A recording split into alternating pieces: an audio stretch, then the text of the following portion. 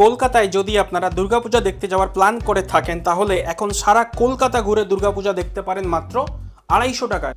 Yes, একদমই ঠিক, মাত্র 250 টাকায়। কিন্তু কিভাবে?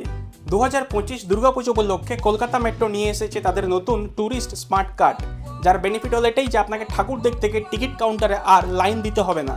একটির প্রাইস হলো 250 টাকা, যা ভ্যালিড 3 ডেজ। অপরটির প্রাইস হলো 550 টাকা, যা ভ্যালিড 5 ডেজ। এই কার্ড যদি আপনার কাছে থেকেছে তাহলে দুর্গাপূজার সময় আপনি যতবার ইচ্ছা মেট্রো করে জার্নি করতে পারেন। তার জন্য আপনাকে এক্সট্রা কোনো অ্যামাউন্ট পে করতে হবে না, আর টিকিটের জন্য আপনাকে লাইনেও দাঁড়াতে হবে না। কলকাতার যে কোনো মেট্রো স্টেশন থেকে আপনারা 250 টাকা অথবা 550 টাকার বিনিময়ে দুর্গাপূজা স্পেশাল এই ট্যুরিস্ট স্মার্ট কার্ডটি আপনারা পারচেস করতে পারেন। ঠাকুর দেখা, প্যান্ডেল হপিং আপনার যদি প্রায়োরিটি থাকে তাহলে এই স্মার্ট কার্ডটি নিতে কিন্তু ভুলবেন না। তা না হলে টিকিট কাউন্টারে গিয়ে লাইন দেখে আপনি হয়তো আমার মতো বাড়ি চলে আসতে পারেন ঠাকুর না দেখে। ভিডিও যদি ভালো লেগে থাকে তো ফলো করে, লাইক, কমেন্ট করে আপনার কন্ট্যাক্টে শেয়ার করতে ভুলবেন না সেই বন্ধুকে যে দুর্গাপূজা প্যান্ডেল হপিং করতে খুব ভালোবাসে।